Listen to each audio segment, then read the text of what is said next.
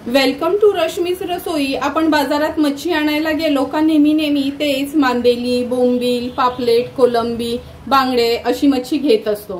पण आज मी तुम्हाला अगदी आगळी वेगळी आमच्या आगरी कोळी पद्धतीतली बला मासा किंवा बगा मासा कसा फ्राय करायचा ही रेसिपी दाखवणार आहे। त्यासाठी हा व्हिडिओ तुम्ही शेवटपर्यंत बघा आणि माझ्या चॅनलला लाईक, शेअर आणि सबस्क्राइब करा।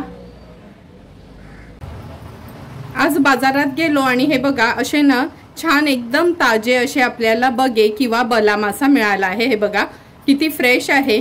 आज आपण ना हे बले आहेत ना किंवा बगा मासा हे फ्राय करणार आहोत। सगळ्यात आधी हे दोन बले किंवा दोन बगे मासे आहेत ते कापून घेऊया।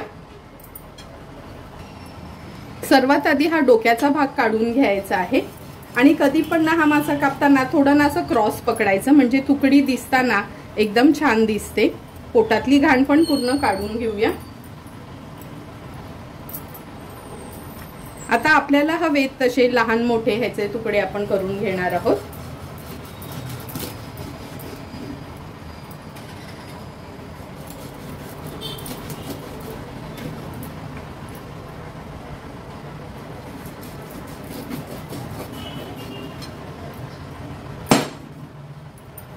हे बघा हा कापून घेतला ना का ह्याच्या साइडचे हे फिन्स आहेत ना हे असे हाताने काढायचे, इझिली निघतात। असा हे आपल्याला व्यवस्थित साफ करून घ्यायचं आहे। दोन्ही बले मासे मी असेच कापून घेते आणि स्वच्छ धुवून घेते। नंतर मॅरिनेट करायला सुरुवात करूया।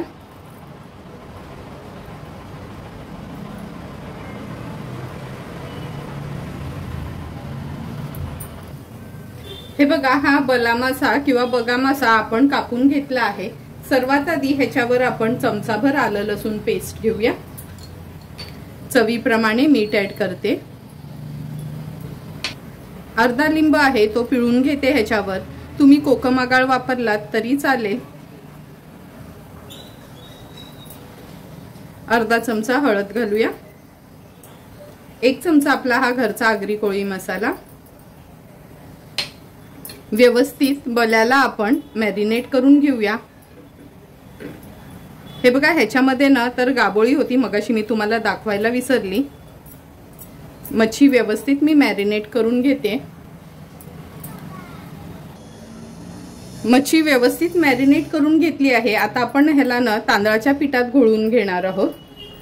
आम्ही नॉर्मली ना तांदळाचं पीठच वापरतो, पण तुम्हाला हवं असेल तर थोडं तांदळाचं पीठ आणि थोडा रवा वापरलात तरी चालेल। आता एक एक करून ह्या तुकड्या सर्व घोळून घेते तांदळाच्या पिठात आणि एका बाजूला तवा देखील गरम करत ठेवते।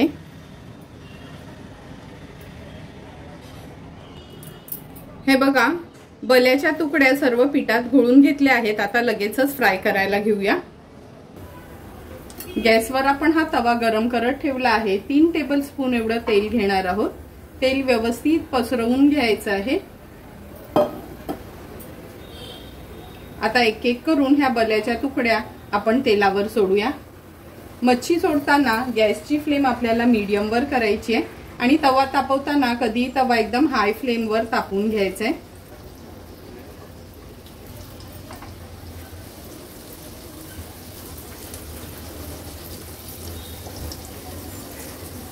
आता एक बाजू आहे ना मीडियम फ्लेम वरच आपल्याला 1 ते 2 मिनिटांसाठी फ्राय करून घ्यायची आहे।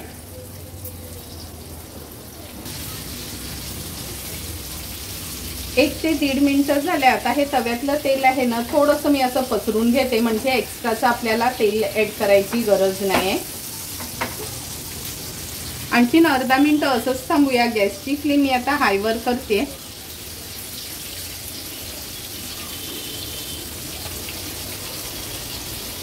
अर्धा मिनिट झाला आहे। आता एक एक करून ह्या तुकड्या पलटून घेऊया। तुम्ही बघू शकता 1 ते 2 मिनिटातच किती व्यवस्थित आपल्या ह्या बल्याच्या तुकड्या तळून झाल्या आहेत।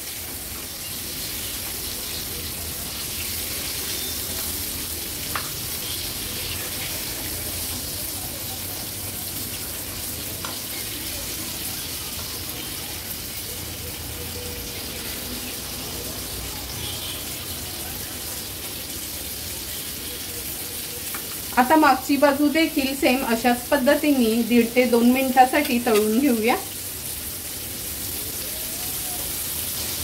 आणखी 1.5 ते 2 मिनिटं झालेत. पुन्हा आपण ह्या तुकड्या पलटून घेऊया. त्याच्या आधी गॅसची फ्लेम मी आता हायवर करते. कधी मच्छी पलटताना ना गॅसची फ्लेम हायवर करायची आणि तळताना गॅसची फ्लेम लो टू मीडियमवर ठेवायची. तुम्ही बघू शकता मागची बाजू पण अगदी व्यवस्थित फ्राय झाली आहे. आता ह्या तुकड्या जशा आपण पलटवू ना तशाच्या साईडला करत जायचं. नेहमी सांगते त्याचप्रमाणे, म्हणजे एक्स्ट्राचं जे पण तेल असेल ना ते मधोमध येतं आणि तुकडी खाताना आपल्याला तेलकट वाटत नाही.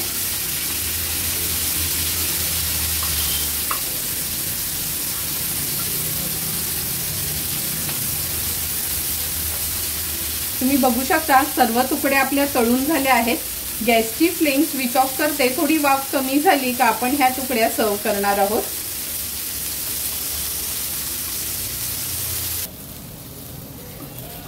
सुंदर अशा तयार झालेल्या ह्या आपल्या बल्या माशाच्या तुकड्या आपण ह्या सर्विंग प्लेट मध्ये सर्व करून घेतोय. तुम्ही बघितलंच असेल अगदी नॉर्मल आपलं हळद मीठ मसाला लावून किती सुंदर अशा आपल्या ह्या तुकड्या तळल्या गेल्यात. तुम्हाला पण जर मी बनवलेल्या ह्या बल्या मासा फ्रायची रेसिपी आवडली असेल तर तुम्ही पण नक्की एकदा तरी हा मासा घरी आणा आणि फ्राय करून बघा आणि मला कमेंट करून सांगा की तुम्ही बनवलेला हा बला मासा कसा झालाय ते. जर तुम्हाला मी बनवलेल्या ह्या बल्या माशाचा व्हिडिओ आवडला असेल तर नक्की माझ्या चॅनलला तुम्ही लाईक शेअर अँड सबस्क्राईब करा. Thank you for watching my video.